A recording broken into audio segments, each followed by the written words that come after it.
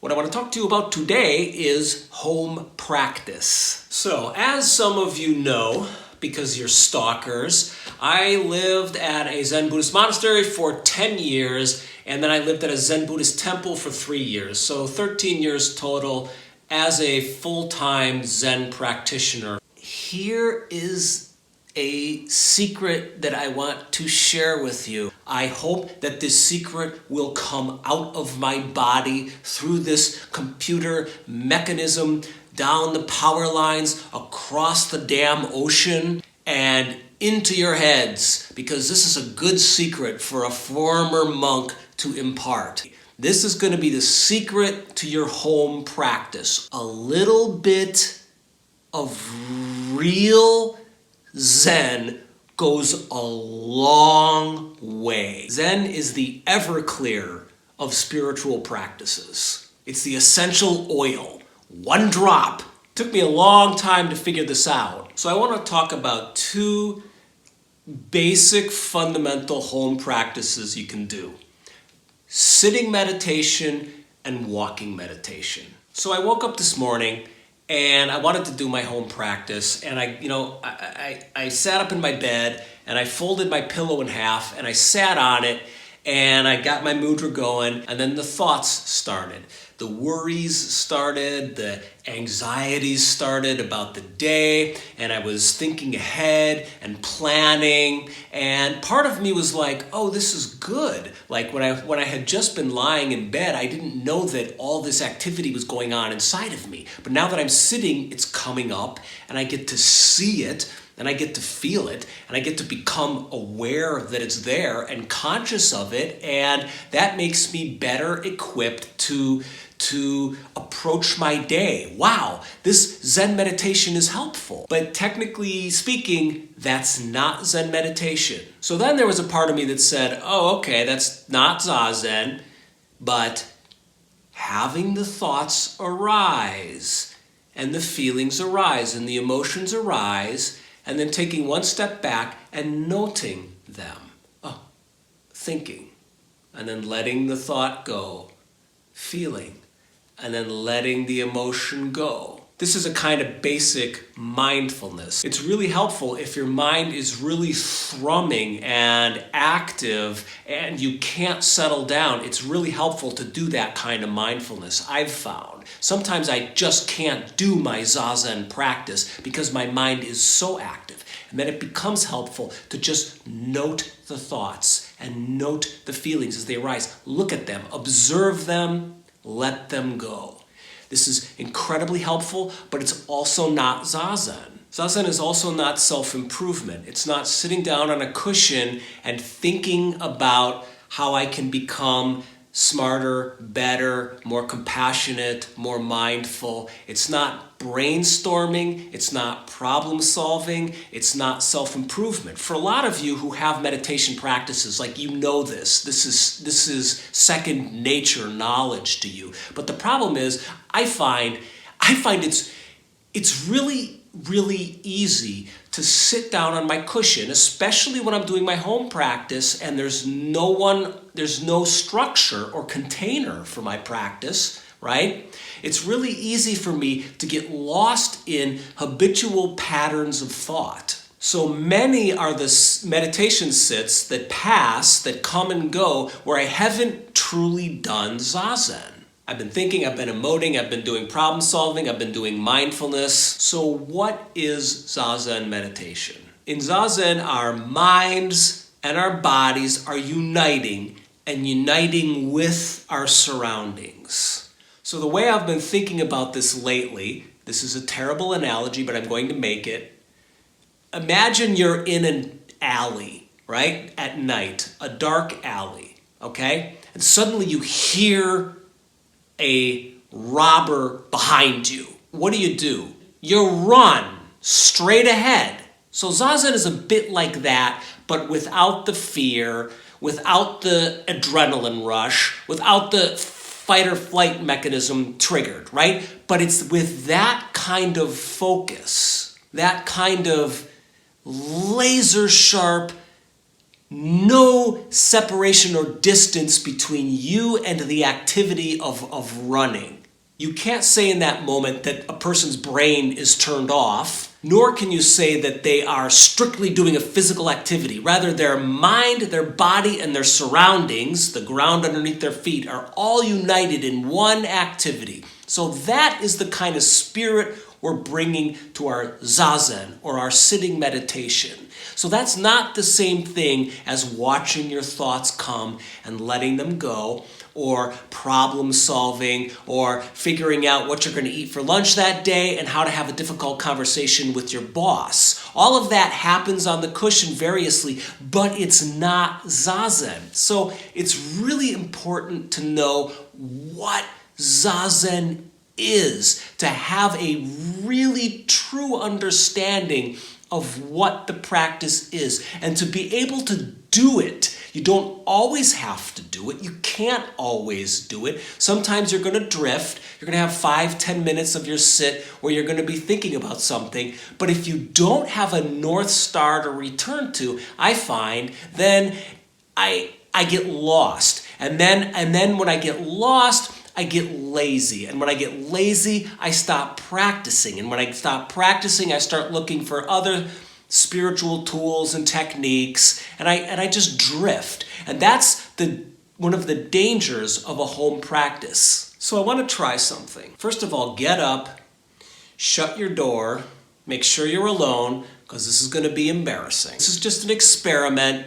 It's a game. Bear with me. So I want you to try this, okay? You're sitting down in your chair, on your bed, on your satin cushion, on your waterbed, with your mirrors on the ceiling and your leopard skin rug on the floor. I know you. I see you. Take a deep breath. Exhale. And take a deep breath. Inhale, and I want you to moan with me, okay? Remember how I talked about the robber is behind you, and without any adrenaline, and without any fear, and without any emotion, but with the same kind of focus as though you're running down that alley. I want you to exhale with me. And sometimes in Zen we call this a moo.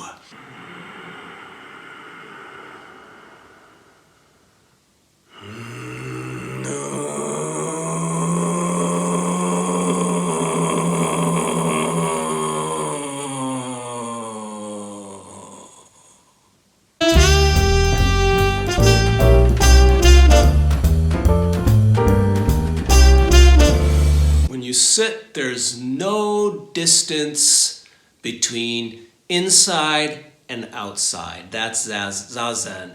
And the way we manifest this no distance is through total sitting, which is to say posture and breath. Dissolve the mind, dissolve the boundaries between inside and outside.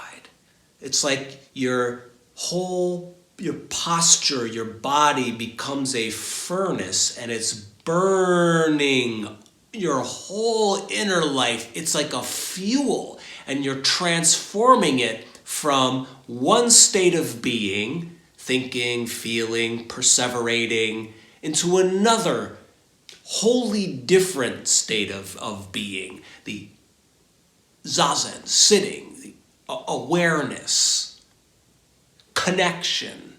But you have to taste it. You have to really taste the practice, and then it becomes familiar. So the trap is thinking, for me. The trap is I sit down on my cushion and I start putting my thoughts in order, and I start reflecting on what's going on inside me, because normally I'm moving through the world. I'm talking, I'm writing, I'm working, I'm shopping, I'm cooking, I'm sleeping, I'm fighting, I'm screwing, I'm smiling, I'm crying, I'm busy. And when I sit down, whoosh, the energy behind the act that I usually put into my activities in the world is now there for me to look at. All that beautiful, interesting inner life is there. And it is like a most beautiful and interesting Chippendales dancer or belly dancer of all time. And it moves around and it jiggles and it jives and it distracts me. But no matter how interesting it is, engaging with and indulging or repressing or dealing with that mind, mental stuff in any capacity is not Zazen. That's like sticky fingers, like old Briar Rabbit. Remember that? You try and touch, if you just touch it, you're stuck to it. Then you use your other finger and you touch it, try to push it away, now you're stuck to it. You put your knee on it, you try and push it away, you're stuck to it. The practice is basic, simple, and straightforward. Give yourself to that breath with your whole body, like you're pushing a baby out, right? And then you're taking that baby completely in your arms, right? Like you're running down an alley, getting away from a bad guy. Do the activity completely. You have to learn how to do the breathing completely. And when you begin to learn this, you begin to learn Zazen. That's Zazen. It's so simple and so basic that one can fool oneself. One can sit down and try and make something interesting happen. One can sit down and try and experience emptiness or glimpse the unborn or have a conversation with Christ Jesus, Mother Mary, Allah, Buddha, or solve one's childhood trauma or come up with the creative idea that's going to finally give you the career you've always dreamed about and hoped for. None of this is Zazen. I'm not saying it's not important, but it's just not Zazen. And if you have Zazen as your foundation, then you can approach these other things. Problem solving, figuring out your career, dealing with a difficult boss or a spouse. If you have Zazen as your foundation, you can do these other things with twice as much efficiency, intelligence, open-mindedness, and with an open heart. But Zazen, for me, needs to be the foundation. Otherwise, I get spun out, I get lost, I get distracted, I get in my head, and I get cray-cray. I'm old, I shouldn't be saying things like cray-cray. Cray-cray. Cray-cray. So I got so into talking about sitting meditation for your home practice, I didn't get to walking meditation. I'm going to get to that. I'm maybe going to go shoot it now, although I'm losing daylight. I'll get to it eventually, soon. But we're going to end the video now with just sitting meditation. Go do it. Grumble and moo. Dissolve into your breath. I wish you luck. So if you liked this video, if you appreciated it, if you can hit the subscribe button, and the Patreon link is below, and also Patreon and PayPal links are in the description for this video. Any way you can help, I really appreciate it. Otherwise, the videos are free. Enjoy them, excerpt them, watch them at work, however you will. Take them into your life. I want to right now read the names of my Patreons, whom I really appreciate, love, adore, and want to acknowledge. Andrew, Sel, David Casucuberta, Jane O'Day, Devin Selby, Corey Warner, Ivan Mello, Bran Flake, Doug Banner, Kate, Stephen Gee, Kelly Catron, Andrew Cood, Ian Smith, Jack Bird, Angel R. Puente, Mark, Craig Nelson, Andrew Leonards, Gerald, Andreas, Daniel Pack, Paulo Clatau. I'm sorry if I'm saying your names wrong. Just shoot me in the face if you ever meet me. Monica Lord, Jürgen Vutschek, Alan Glazer, Shariar Azhar, Smoggy Rob, Jennifer Ball, Justin Kahn. Shout out to Justin for, we're going to do our next call, our next sit on Zoom, because Justin donated some money for that. Don Heffington, Jacques Rabier, Jamie, Matthew G. Mintinen, Kale, Oliver Klepper, Dustin Frost, David Cudlip, Tom Falcon, David Sheely, Adam Hayes, Nyamka, Andrew Stein, Graham Simpkins, Eric Zimmer, John F. Meyer Jr., Greg Hooper, Adam O'Grady, John May, whom I went to high school with, Clifford Collins, whom I used to know from my Mount Baldy days, Annie Taib, who lives in Australia, Philip Weisselgartner, Edie, Jesse Armas, who is a friend of mine. We've been talking on Skype a few times. He's a big supporter here, and I thank him. He now lives in Houston. Tony Stewart, Jennifer Kramer, Pamela Perry, Steve Rides, Miko Virmajokai,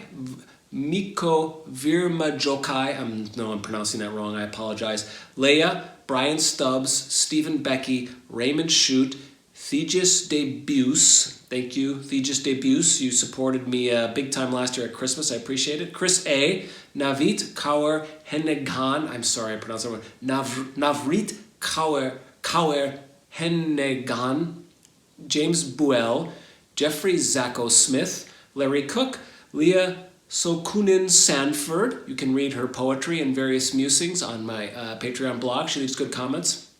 Greg, Chris, Bob Levitt, Alex and ER, or Alex, Roseanne Cassidy, John Spalding. I know John. Mario, I know Mario, he's an Austrian. Stephen Hughes, Michael, Dennis Valentine, Dave, Wolfgang Steiner, Francis Bahi, Mr. Bradley Warner, David Guy, the novelist and writer, author of The Red Thread, a good book about sex and Buddhism. Check it out. Madeline Sol Devilla, Mark Younger, Peggy Kersulis, Janet's pal, whom I've known for a long time, my dear friend Nina Snow, who gives yoga every Friday for me and my girlfriend. She's a pretty spectacular yoga teacher. Nina Snow. Google her and do Zoom yoga with her, and your back will be saved. Dennis Stratton, Elena Harvilix, Diana Shane, Scott Sterling, Ellen M. Thank you all. I love you.